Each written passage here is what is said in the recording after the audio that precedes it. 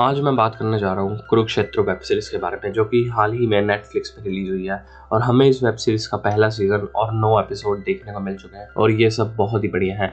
इसलिए आज की वीडियो पे मैं आपको इसके पहले एपिसोड की एक्सप्लेनेशन करने जा रहा हूँ। इस एपिसोड की शुरुआत होती है पांडवों और कौरवों को कुरुक्षेत्र में दिखाकर, जिसमें हमें पिछले विजुअल्स में दिखाया जा रहा होता है कि कैसे युधिष्ठिर जब जुए में सब कुछ हारते गए तो अंत में उन्होंने अपनी पत्नी द्रौपदी को भी दांव पर लगा दिया। और जिस तरह से वहां पर द्रौपदी का अपमान किया गया था, उसी के कारण आज कुरुक्षेत्र लहूलुहान हुआ पड़ा है। और जो ये सब कुछ हमें बता रहे होते हैं वो होते हैं संजय, जिन्होंने इस महायुद्ध को पूरे 18 दिनों तक देखा है।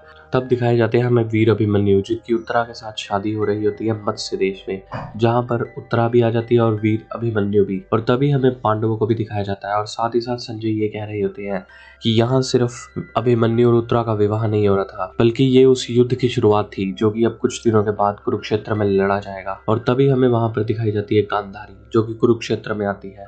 और वहां पर वीर अभिमन्यु का ही शव पड़ा होता है, जिनको हाथ लगाकर गांधारी पहचान जाती है कि ये किसका शव होगा।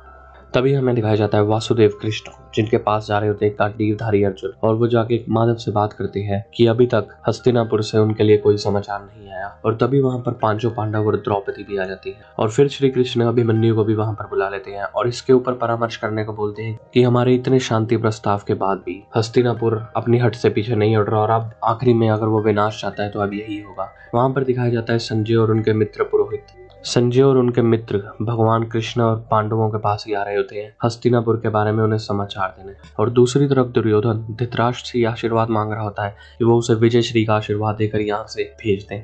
लेकिन धृतराष्ट्र उन्हें कहता है कि खून कहीं से भी बहे, हाथ तो मेरे ही लहूलुहान होंगे, क्योंकि वो भी मेरे पुत्र हो और तुम भी मेरे पुत्र हो। और तब वो गांधारी के पास भी जाता है और गांधारी भी दुर्योधन को यही कहती है कि जिस तरफ धर्म होगा वही पक्ष जीतेगा। और साथ ही साथ धृतराष्ट्र से यह भी कहते हैं कि तुम युद्ध के लिए क्यों इतना व्याकुल हो रहे हो, हम 5 गांव देकर उनसे शांति समझौता भी कर सकते हैं। लेकिन दुर्योधन कहते हैं कि अगर पांडवों को एक अंश भूमि भी चाहिए तो उसके लिए भी उन्हें लड़ना होगा। तभी पुरोहित, जो कि संजय के साथ जा रहा होता है, वो पांडवों और कौरवों के ध्वज को एक साथ देख लेता है। और साथ ही साथ ये भी कहते हैं कि अब दोबारा ये ध्वज कब साथ देखने को मिलेगा मुझे नहीं पता। और तभी उनके ऊपर डाकू हमला कर देते हैं, जिसमें पुरोहित बुरी तरह से घायल हो जाता है। लेकिन संजय वहां से उन तीनों को मार के पुरोहित को अपने साथ ले जाते हैं और वो पहुंच जाते हैं पांडवों और श्री कृष्ण के पास। और श्री कृष्ण संजय को देखकर ही समझ जाते हैं कि वो क्या समाचार लाए होंगे।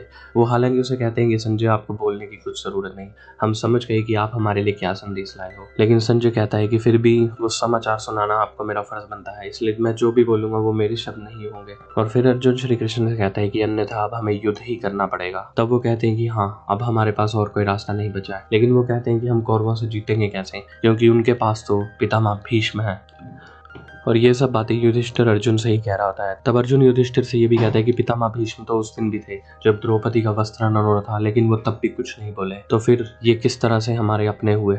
और तभी हमें दिखाया जाता है पितामह भीष्म को, जो कि कौरवों का पक्ष लेने के लिए मजबूर होते हैं, क्योंकि वो हस्तिनापुर के सिंहासन से वचनबद्ध है। और वो कहते हैं कि मैं तुम्हारे पक्ष में युद्ध करूंगा, लेकिन जब तक मैं जिंदा हूँ कोई तुम्हारा बाल भी बांका नहीं कर सकता। और साथ ही साथ वो ये भी कहते हैं लेकिन हथियार तो मैं पांडवों के ऊपर नहीं चलाऊंगा, क्योंकि वो भी मेरे अपने और तुम भी मेरे अपने, इसलिए मैं अपने वंश के ऊपर ही शस्त्र नहीं उठाऊंगा। और तभी वहां पर आ जाते हैं अंगराज कर्ण, जो कि उन्हें कहते हैं पितामह भीष्म ने तो आपको जीतने से पहले ही हरा दिया, क्योंकि अगर वो पांडवों का वध ही नहीं करेंगे तो भला तुम कैसे उन सब से जीत सकते हो। साथ ही साथ अंगराज कर्ण ये भी कह देते हैं कि इसलिए जब तक पितामह भीष्म सेनापति बनकर तुम्हारे पक्ष से युद्ध करते रहेंगे, मैं युद्ध में नहीं आऊंगा। दुर्योधन हालांकि कर्ण को कहते हैं कि तुम्हारे ना आने से मेरा बल तो आधा रह जाएगा, लेकिन वो कहते हैं कि जब तक वहां पर पितामह भीष्म है तुम्हें किसी और के बल की जरूरत ही नहीं।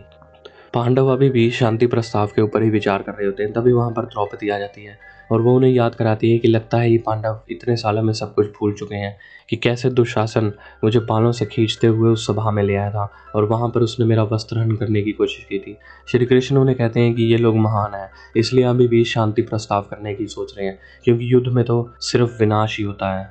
और तभी हमें दिखाया जाता है कि पांडव और कौरव कुरुक्षेत्र में आ गए हैं और कौरवों के साथ है पितामह भीष्म, द्रोणाचार्य, कृपाचार्य, और उनके नेतृत्व में ही ये सब लड़ाई करेंगे और जिन्हें हराना लगभग असंभव है। लेकिन तभी हमें पांडवों का पक्ष दिखाया जाता है, जिनके पक्ष में है श्री कृष्ण।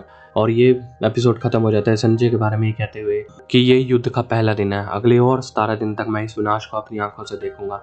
लेकिन मैंने इसमें सिर्फ विनाश ही नहीं देखा बल्कि 18 योद्धाओं को देखा है और उनकी 18 कहानियां भी देखी हैं, जिनकी एक एक कहानी का वर्णन मैं आपको सुनाऊंगा। और ये एपिसोड यहीं पर खत्म हो जाता है और इस एपिसोड का नाम होता है संजय। अगर ये वीडियो पसंद आई तो मेरी वीडियो को लाइक कर देना और चैनल को सब्सक्राइब। मिलते हैं आपसे अगली वीडियो में, तब तक के लिए जियो जिंदगी।